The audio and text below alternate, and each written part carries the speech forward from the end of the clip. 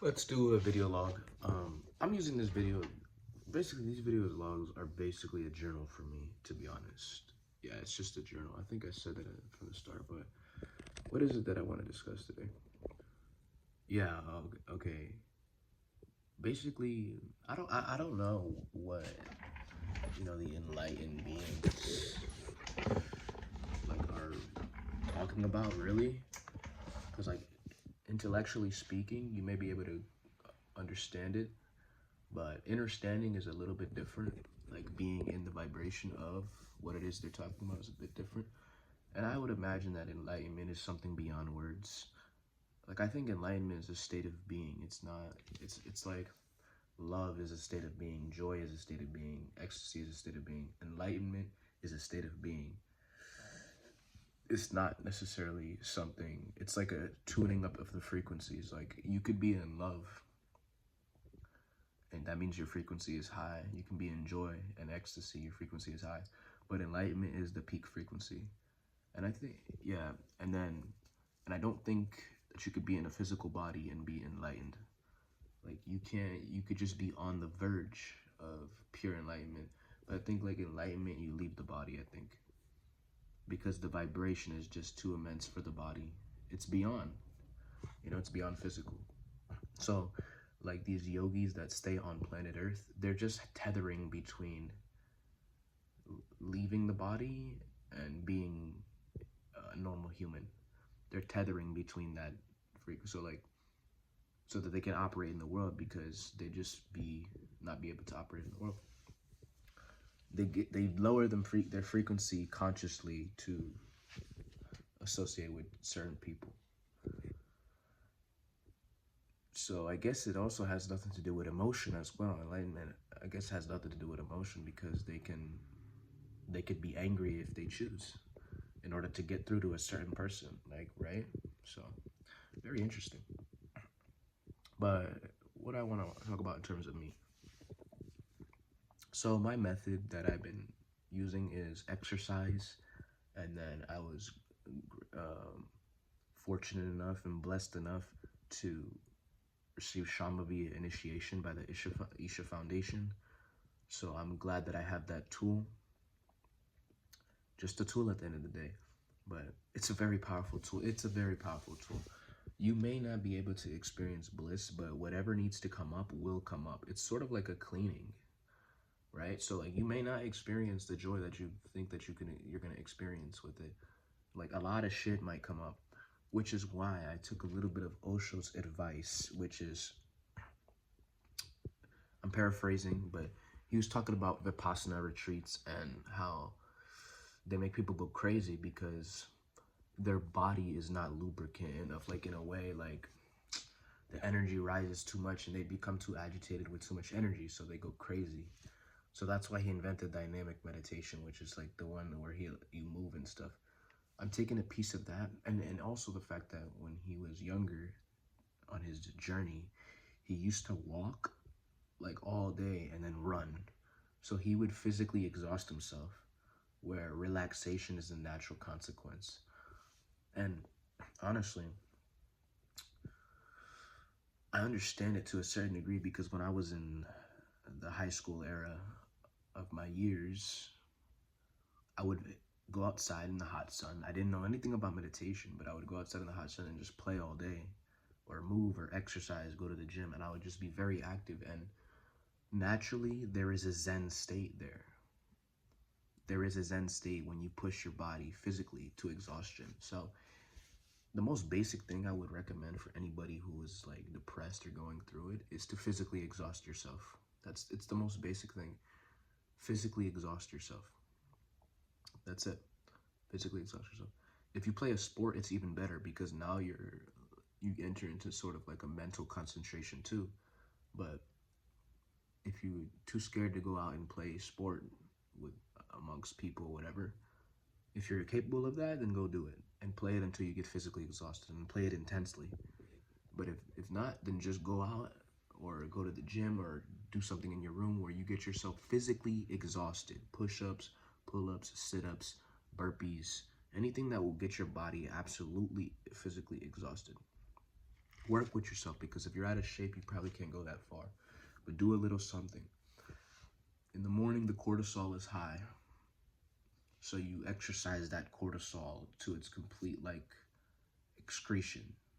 Then you're in sort of like a natural Zen state with just physical exercise.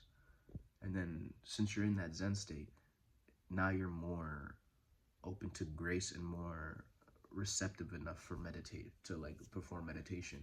Because if you just go straight into meditation when your body is sort of like agitated and pent up with like stiffness and not as lubricant, then meditation is a bit harder to achieve. Possible, but harder to get into. So my method, very simply, is just a physical exercise to the point of exhaustion. Push yourself. If you have injuries, push yourself to as far as you can push yourself. Maybe just do steady state cardio, but get yourself exhausted. Sweat, like let it all out. And then get some nature outside, breathe in some of the fresh air, the prana in the air. There's vital energy in the air. I learned that from another yogi who was in a lineage of Mahavatar Babaji, where he came to Canada, but he said breathe the vital energy in the air. So go outside after the gym or any time of the day and breathe in the air, like a slow breath. Don't go fast, but just slow breaths. Breathe in the air. Look up in the sky. I don't know. I noticed that when I look up in the sky, it generates a lot of energy for me personally.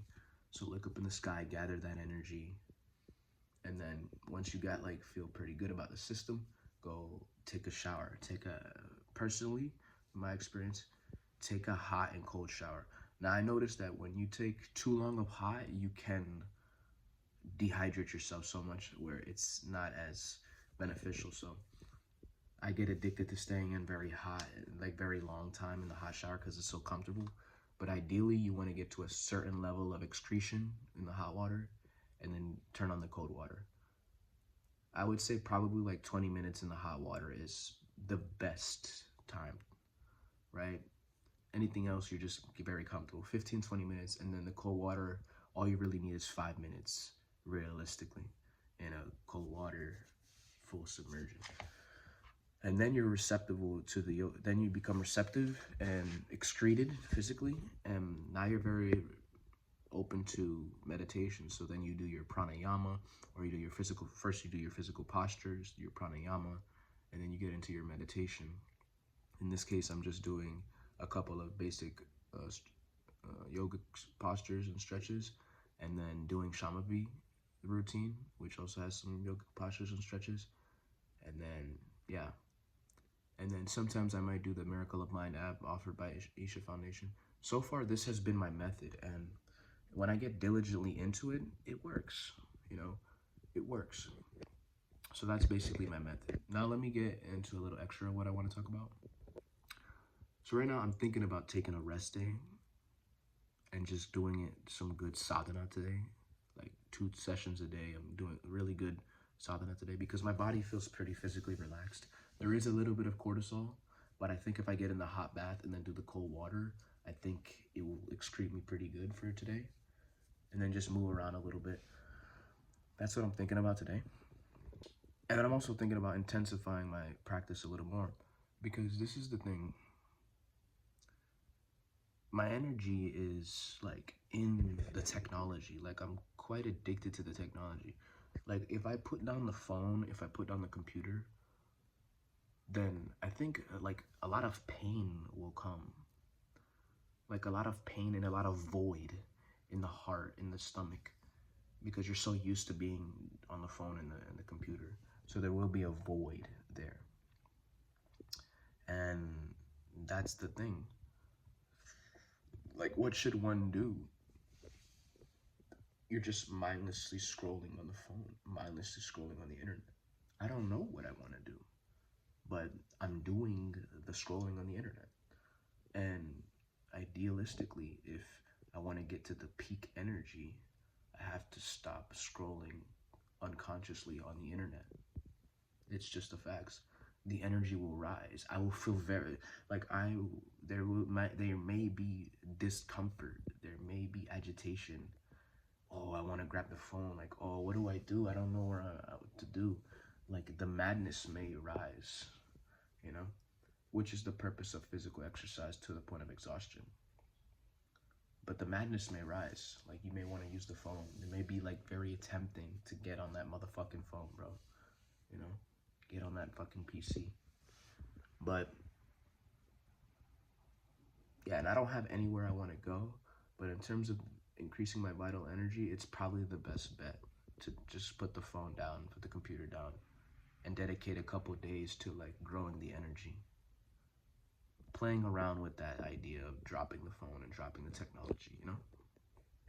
Because my energy and my life processes is sort of in the phone, in the technology. What if I let go of it? What if I drop it? I get all the energy back. It may hurt, it may sting for a little bit, but maybe once I get over the hump, I'll enter into a new dimension of experience. Another thing is, I think I'm on NoFap day 7 right now. NoFap day 7. Yeah, it's a very interesting thing. When you get into the NoFap, like you start thinking about like girls and stuff, and like let me be good with a girl, like oh romance, like it's so fucking weird. Those are the thoughts that pop up, and it's just pure energy. It's explosive energy too. Now it's pinpointed at the girls or whatever, but it's just energy. That's just using girls as an outlet. But I'm assuming that if you allow that energy to flow, it becomes ecstasy. It becomes like bliss. It becomes like that's what it becomes throughout the whole body, ecstatic body. If you allow it to flow, but if you excrete it on a female, right, then you lose it. You stay in a certain dimension of experience, you know. So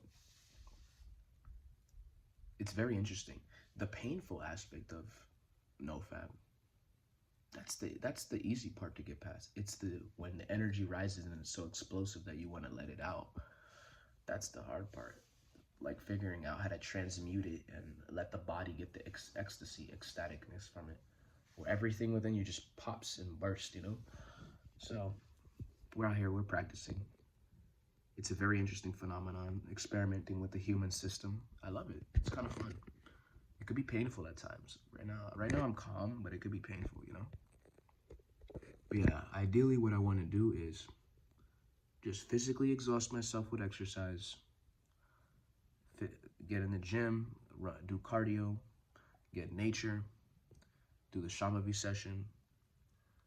And idealistically, I probably should be doing something like maybe like 15 to 20 minutes. I can use the Miracle of Mind app of like some dhyana or dharana, which is just like the act of like trying to concentrate. I should probably throw that in extra, like 2 times a day, to be honest. There's just so much time in the day that you don't know what to necessarily dedicate your energies to. And there's no point in dedicating your energies to anything if you're not lubricating the act of it. If you're just creating rust and frustration, there's no point in even picking up a single foot or finger to act, because your actions are futile. You don't know where the fuck you're going. It's no clarity. So you got to become lubricant, you know? Otherwise, you're just doing things to like relieve yourself, like block and void yourself of the the the the truth, you know, of yourself. You're just hiding in a fucking identity bubble. Constipation. But anyways, that's all I really have to say. Yeah, this is just a journal for me. Yeah, that's all I have to say.